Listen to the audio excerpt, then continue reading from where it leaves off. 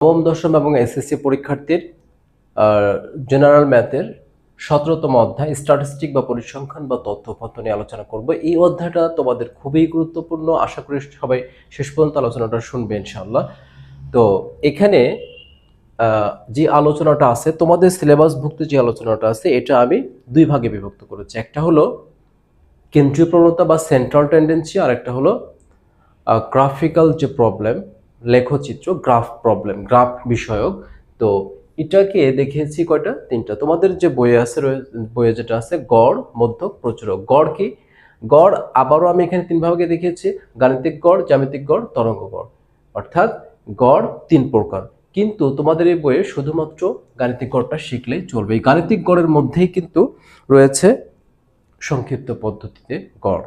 আচ্ছা, এটাকে অন্যরা অনেকে আবার অনেক কিছু মনে করতে পারে যে সংক্ষিপ্ত পদ্ধতি মানে অন্য গড়ের আর একটা প্রকার। না, আসলে গাণিতিক গড়ের মধ্যেই রয়েছে সংক্ষিপ্ত পদ্ধতিতে গড়। আচ্ছা, জ্যামিতিক গড়, তরঙ্গ গড়, এটা আপাতত প্রকারটা জেনে রাখলেই হবে। মধ্যক, প্রচুরক, এটা শিখতে হবে। লেখচিত্র বিষয়ক এখানে আছে আয়তলেখ, গণসংখ্যা রেখা, গণসংখ্যা বহুভুজ, অজীব রেখা। তোমাদের এসএসসি সিলেবাসে এটা রয়েছে। তো এখানেও আমি দেখিয়েছি যে এটা আর এটা, এই তিনটা বেশি গুরুত্বপূর্ণ। আর এই দুটো আলোচনা প্রায় সেম, একটু পার্থক্য রয়েছে, আমরা এটা আলোচনার মাধ্যমে শিখতে পারবো ইনশাল্লাহ। তো এখন এই বিষয়গুলো নিয়ে আলোচনা করা যাক। আচ্ছা, আমরা এখন দেখব গড়টা আসলে কি, বা গড়ের এখানে কি কি সূত্র ব্যবহার হয়েছে। এই অধ্যায়টা তোমাদের খুবই গুরুত্বপূর্ণ, এখান থেকে সবসময় দুইটার সৃজনশীল হয়। আর এখানে এখন যে সিস্টেমটা রয়েছে নতুন সিলেবাসে বা নতুন যে পদ্ধতি কোশ্চেনের, তো এখানে তোমরা চাইলে দুইটা 20 নাম্বার দুইটা সৃজনশীল আনসার করতে পারবে, এই অপশনটা আছে। আচ্ছা, তো আমরা দেখি গড়ের সূত্র এখানে কি কি কি আছে। গড়, তো গড় তোমরা জানো যে সাধারণত যে গড়টা আমরা বুঝি, এটা হলো তোমরা নিচের ক্লাস থেকেই শিখে আসছো। যেমন প্রদত্ত রাশি মালার বা রাশিগুলোর সমষ্টি, তারপর প্রদত্ত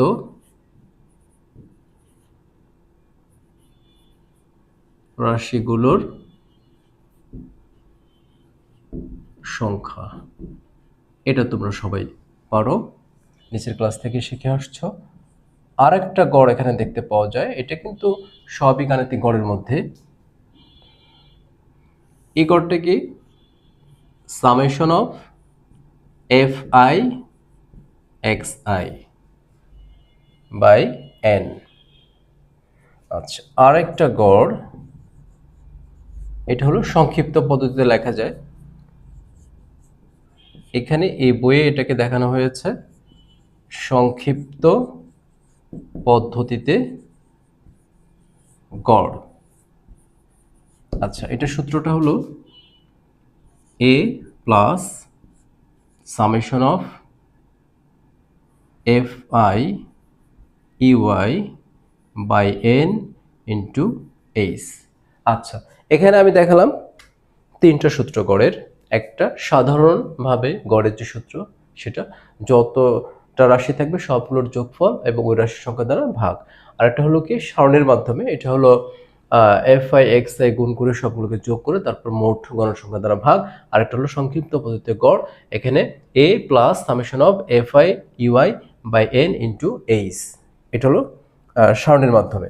আচ্ছা, তাহলে এখানে এই প্রতীকগুলোর মিনিং কি এটা একটু দেখে নেই।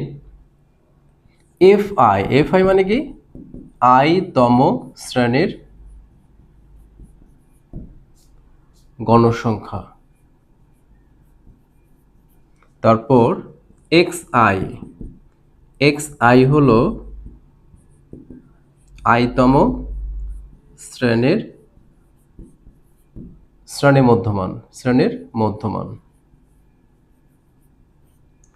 আচ্ছা, এন হলো মোট গণসংখ্যা। আচ্ছা, এ হলো আনুমানিক গড় বা অনুমিত গড়। অনুমিত অথবা আনুমানিক, যেটা আনুমানিক ধরা হয়, আনুমানিক অনুমান করা হয়, যেটা আনুমানিক গড়। তারপর ইউ আই, আচ্ছা আগে এইচটা দিয়ে দিই। এইচ হলো শ্রেণী ব্যাপ্তি, শ্রেণী ব্যাপ্তি, শ্রেণী ব্যবধান বলা যায়। তারপর ইউআই, ইউআই এটাকে বলা যাবে আইতম শ্রেণীর ধাপ বিচ্যুতি। আচ্ছা, একটা সূত্র আছে, এটা হচ্ছে ধাপ বিচ্যুতি। এটার আরো একটা নাম আছে, ধাপ বিচ্যুতি অথবা স্কেল অথবা মাপুনি। আচ্ছা, এটার সূত্র কি? আচ্ছা লিখে রাখি, মাপনি। মাপনি মানে কি? স্কেল, অথবা এটাকে বলা যাবে, আচ্ছা সূত্রটা কি? সূত্রটা হচ্ছে xi minus a by H. আচ্ছা, এই হলো গড়। তোমাদের এই অধ্যায়টা সলভ করার জন্য এগুলো জানলেই হবে। এরপর আসি মধ্যক।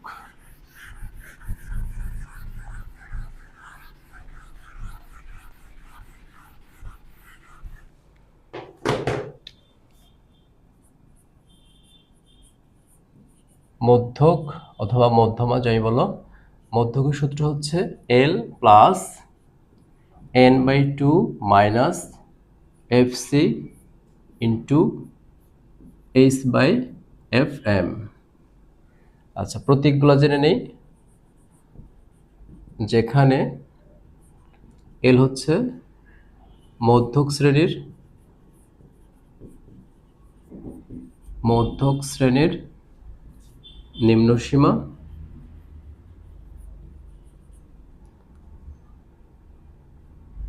তারপর এন মোট গণসংখ্যা, এইচ শ্রেণী ব্যাপ্তি, তারপর এফসি হলো মধ্যক শ্রেণীর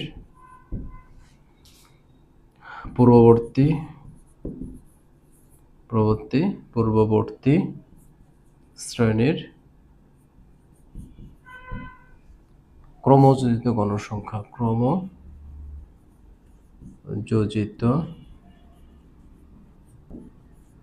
গণসংখ্যা। তারপর স্মল এফ এম, এটা হচ্ছে মধ্যক শ্রেণীর গণসংখ্যা। আর কি থাকলো? হ্যাঁ, শেষ। তাহলে এই কয়টা। আচ্ছা, এরপর দেখি প্রচুরক। প্রচুরক হচ্ছে L plus F one by F one plus F two into H. আচ্ছা, তাহলে এখানে প্রতীকগুলোর অর্থ দেখি কি বুঝায়। এল হচ্ছে প্রচুরক শ্রেণীর নিম্নসীমা,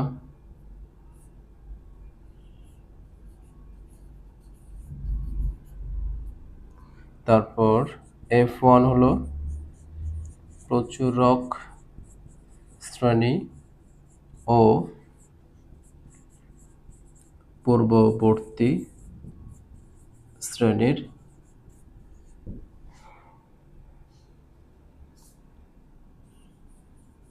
গণসংখ্যার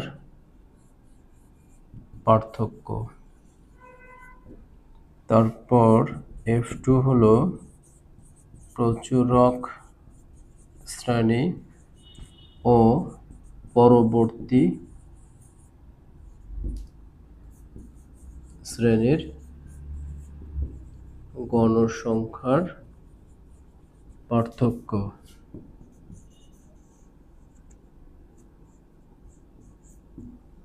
আচ্ছা, আর কি থাকলো? এইচ হলো শ্রেণী ব্যাপ্তি।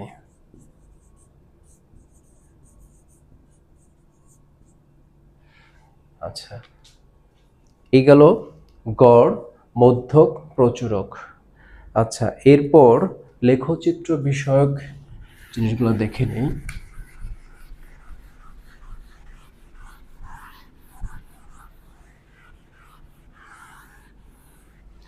আচ্ছা, লেখচিত্র এখানে 4টা।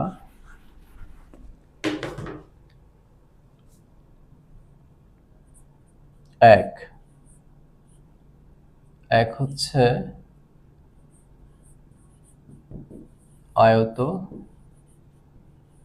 লেখ। 2 গণসংখ্যা রেখা। 3 হলো গণসংখ্যা বহুভুজ। 4 অজীব রেখা।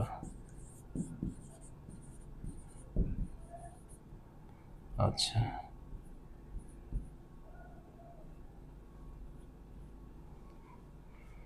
এই 4টা। এখন এক্স অক্ষে কি বসাবো, ওয়াই অক্ষে কি বসাবো? তোমরা লেখচিত্রে অবশ্যই অভিজ্ঞতা তোমাদের আছে, লেখচিত্র পারো। তোমরা ক্লাস 8এও শিখেছো যে লেখচিত্র কিভাবে আঁকতে হয়। এক্স অক্ষ, ওয়াই অক্ষ থাকে, এক্স অক্ষে কিছু বসাতে হয়, ওয়াই অক্ষে কিছু বসাতে হয়। তো এখানেও সেম জিনিস। তো আমরা এক্স অক্ষে কি বসাবো? এক্স অক্ষ এবং ওয়াই অক্ষ। আচ্ছা, আয়ত লেখার ক্ষেত্রে এক্স অক্ষে বসাবো আমরা শ্রেণী নিম্নসীমা। শ্রেণী নিম্নসীমা। আর ওয়াই অক্ষে আমরা কি বসাবো? ওয়াই অক্ষে বসাবো গণসংখ্যা। আচ্ছা, গণসংখ্যা রেখার ক্ষেত্রে এক্স অক্ষে বসাবো শ্রেণী মধ্যমান, আর ওয়াই অক্ষে বসাবো গণসংখ্যা। তাহলে এখানেও গণসংখ্যা বহুভুজের ক্ষেত্রেও সেম, এক্স অক্ষে শ্রেণী মধ্যমান,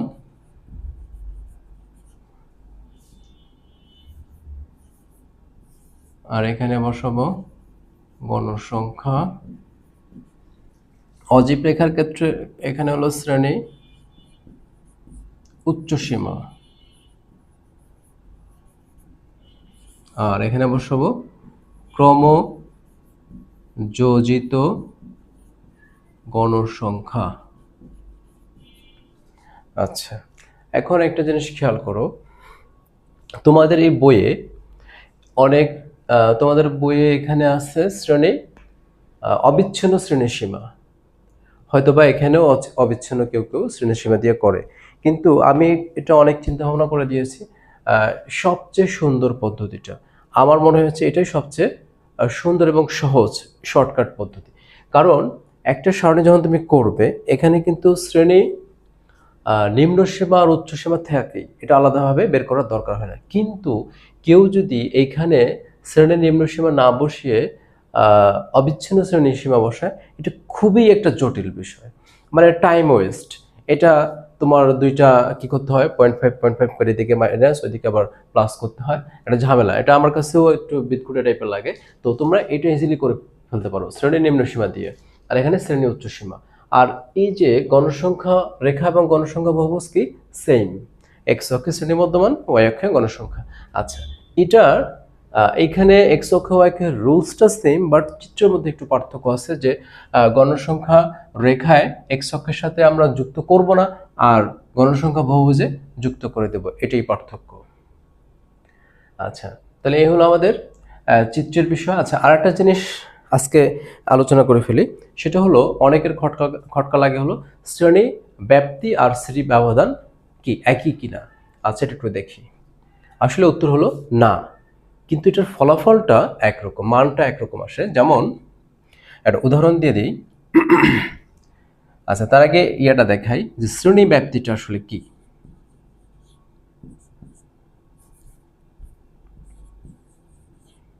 শ্রেণী ব্যাপ্তি। শ্রেণী ব্যাপ্তিটা হলো, আচ্ছা এটার ইংলিশ নেমটা হচ্ছে ক্লাস ইন্টারভাল। তাহলে নিশ্চয়ই বুঝতে পেরেছ, এটা হলো ক্লাস ইন্টারভাল, এটা আর হলো শ্রেণী ব্যবধান হলো ক্লাস ডিফারেন্স, এক না। আচ্ছা এটার সংজ্ঞাটা কি? এটার সংজ্ঞাটা হলো যে উচ্চ সীমা এবং নিম্ন সীমার বিয়োগফল সাথে এক যোগ। তাহলে এটার সূত্রটা হলো, নিয়মটা হলো উচ্চ সীমা বিয়োগ নিম্ন সীমা যে কোনো শ্রেণীর ক্ষেত্রে যোগ এক। আচ্ছা আর একটা কি? শ্রেণী ব্যবধান।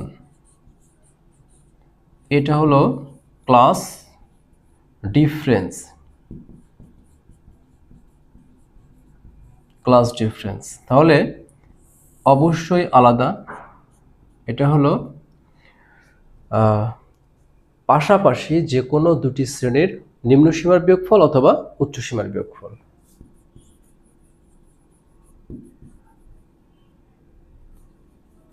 পাশাপাশি যে কোনো দুটি শ্রেণীর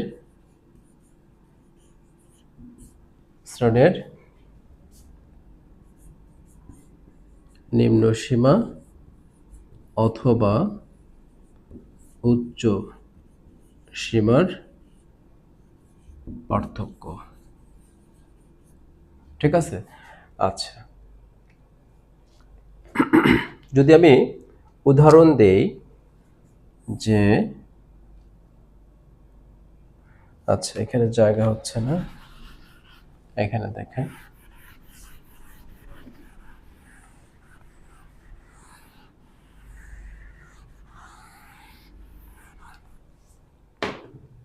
একটা শ্রেণী যদি এরকম হয়,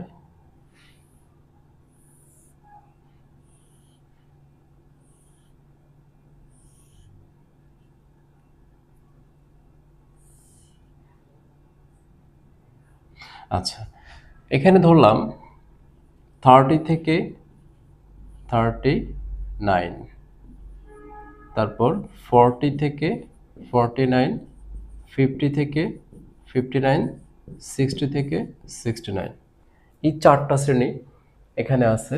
তো আমাদের দেখতে হবে যে শ্রেণী ব্যাপ্তি কত আসে। তো শ্রেণী ব্যাপ্তির সূত্র কি? শ্রেণী ব্যাপ্তির নিয়মটা হচ্ছে যে কোনো শ্রেণীর উচ্চ সীমা এবং নিম্ন সীমার বিয়োগফল। তো এগুলোকে বলা হয় লোয়ার লিমিট, নিম্ন সীমা। ডান পাশের গুলোকে বলা হয় উচ্চ সীমা, আপার লিমিট। একটা শ্রেণীর দুইটা সীমা থাকে। আচ্ছা তাহলে আমি যদি দ্বিতীয় শ্রেণী বা প্রথমটাই যদি নেই, আচ্ছা প্রথমটাই নিলাম, তাহলে এখানে কত হবে? উচ্চ সীমা হলো 39 আর নিম্ন সীমা হচ্ছে 30 প্লাস 1। তাহলে কত আসে এখানে? 9 প্লাস 1 ইজ ইকুয়াল 10। 10 পেলাম। আচ্ছা এবার শ্রেণী ব্যবধানটা দেখা যাক। শ্রেণী ব্যবধান এটা বলেছে যে পাশাপাশি যে কোনো দুটি। আচ্ছা এবার যদি আমরা কি করি, এই দুটো শ্রেণীর পাশাপাশি যে কোনো দুটি শ্রেণী, আচ্ছা যে কোনো দুটি শ্রেণী হয় উচ্চ সীমা না হলে নিম্ন সীমা। আচ্ছা আমরা যদি নিম্ন সীমার বিয়োগফলটা দেখি, তাহলে 40 মাইনাস 30 ইকুয়াল কত? 10। আবার যদি আমরা উচ্চ সীমাটা দেখি তাহলে কত হবে? 49 মাইনাস 39, বিয়োগফল কত? 10। এই যে 10। তাহলে আমরা এখানে শ্রেণীব্যাপ্তি যা পেয়েছি, শ্রেণী ব্যবধানও ঠিক তাই পেয়েছি। যদিও মানটা সেম কিন্তু বিষয়টা এক না, এটা বুঝতে হবে। তাহলে আমরা এখান থেকে সিদ্ধান্ত নিতে পারি, অতএব শ্রেণী ব্যাপ্তি ইজ ইকুয়াল শ্রেণী সীমা। এটা আমরা সিদ্ধান্ত নিতে পারি।